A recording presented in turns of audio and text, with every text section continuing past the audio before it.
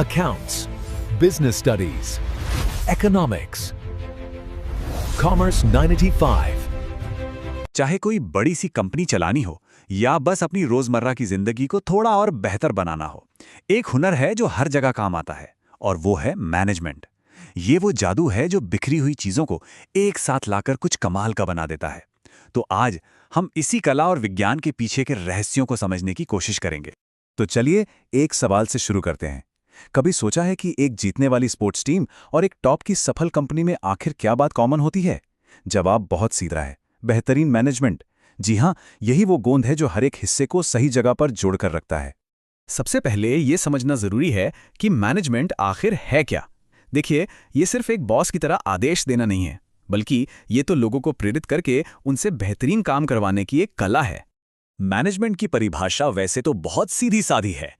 ये एक प्रक्रिया है जिसका मकसद किसी भी लक्ष्य को असरदार तरीके से और कम से कम संसाधनों में हासिल करना है। यहां पर हर एक शब्द ना बहुत मायने रखता है, खासकर ये शब्द प्रक्रिया। अच्छा, इसे प्रक्रिया क्यों कहते हैं? क्योंकि इसमें 5 कदम होते हैं जो लगातार चलते रहते हैं। सोचिए, ये एक सफर की तरह है। सबसे पहले प्लानिंग, यानी ये तय करना कि हमें पहुंचना कहाँ है। फिर ऑर्गेनाइजिंग, यानी उस सफर के लिए जरूरी सामान जुटाना। इसके बाद स्टाफिंग, मतलब सफर के लिए सही हमसफर चुनना। फिर आता है डायरेक्टिंग, यानी उन्हें रास्ता दिखाना। और आखिर में कंट्रोलिंग, मतलब ये पक्का करना कि हम सब सही रास्ते पर हैं, कहीं भटक तो नहीं गए। अब 2 बहुत जरूरी शब्दों को समझते हैं, प्रभावशीलता और कुशलता। ये सुनने में एक जैसे लगते हैं, पर हैं बहुत अलग। प्रभावशीलता यानी इफेक्टिवनेस का मतलब है काम को समय पर खत्म करना। वहीं कुशलता यानी एफिशिएंसी का मतलब है उसी काम को कम से कम लागत में, मतलब कम से कम खर्च में पूरा करना। ये एक ही सिक्के के 2 पहलू हैं।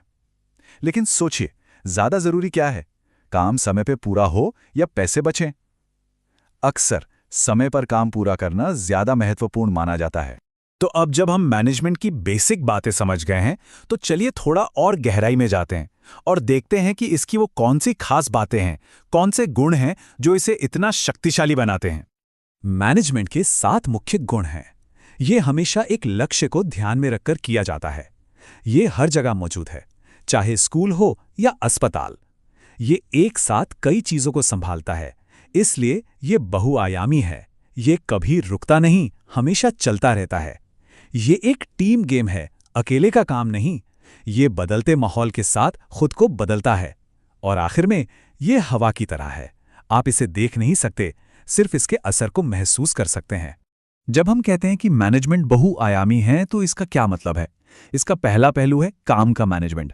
देखिए, हर संगठन किसी न किसी खास काम के लिए ही तो बना है। जैसे एक फैक्ट्री का काम है कोई प्रोडक्ट बनाना, और एक अस्पताल का काम है मरीजों का इलाज करना। दूसरा और शायद सबसे महत्वपूर्ण पहलू है लोगों का मैनेजमेंट। मशीनें, इमारतें, ये सब तो कोई भी खरीद सकता है, लेकिन किसी भी संगठन की जो असली ताकत होती है वो होते हैं उसके लोग। इसलिए लोगों को समझना और उन्हें प्रेरित करना मैनेजमेंट का सबसे बड़ा और सबसे मुश्किल काम है। और तीसरा पहलू है संचालन का। मैनेजमेंट ये वो जगह है जहां काम और लोग एक साथ आकर मिलते हैं। इसका काम है ये सुनिश्चित करना कि प्रोडक्शन लाइन चलती रहे और रोजमर्रा के जो काम हैं वो बिना किसी रुकावट के पूरे होते रहें। अब सवाल ये उठता है कि मैनेजमेंट का असली मकसद क्या है? ये सब तामझाम किया ही क्यों जाता है? चलिए इसके 3 मुख्य लक्ष्यों को समझते हैं। एक सफल मैनेजमेंट ना असल में एक बाजीगर की तरह होता है जो एक साथ 3 गेंदों को हवा में रखता है। पहली गेंद है संगठन के अपने लक्ष्य, दूसरी है समाज के प्रति उसकी जिम्मेदारी, और तीसरी है उसमें काम करने वाले लोगों की अपनी जरूरतें। संगठन के लक्ष्यों के 3 चरण होते हैं, बिल्कुल जीवन की तरह। सबसे पहले एक बिजनेस को बाजार में जिंदा रहना होता है, यानी सरवाइव करना होता है। फिर उसे प्रॉफिट कमाना होता है ताकि वो सांस ले सके, चलता रह सके।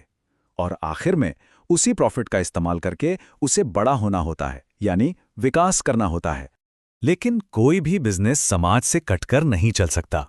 मैनेजमेंट की समाज के प्रति भी कुछ जिम्मेदारियां होती हैं, जैसे कि उत्पादन के ऐसे तरीके अपनाना जो पर्यावरण को नुकसान न पहुंचाएं, लोगों को नौकरियां देना और अपने आसपास के समुदाय की जिंदगी को बेहतर बनाने में मदद करना। और आखिर में व्यक्तिगत उद्देश्य।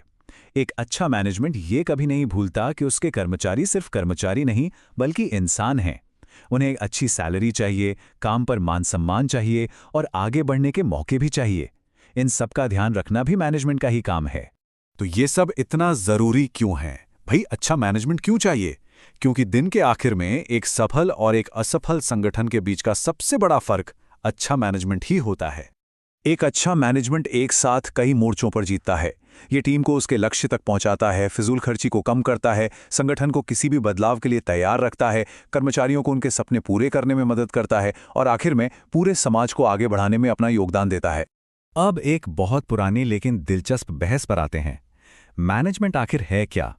एक विज्ञान या एक कला, या फिर ये दोनों का एक अनोखा संगम है? चलिए, इसकी तुलना विज्ञान से करके देखते हैं।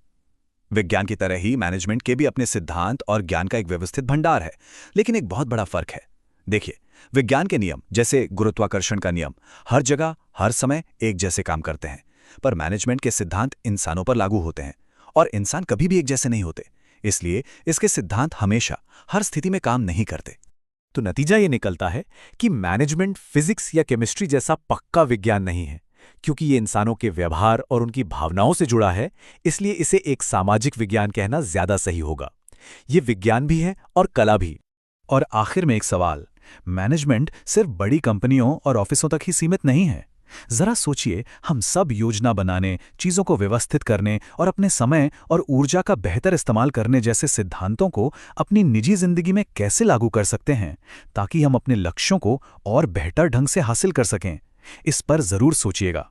वीडियो देखने के लिए धन्यवाद। कॉमर्स 95 को सब्सक्राइब करना न भूलें। अगली क्लास की वीडियो यहां देखें। Study smart. Score 95+.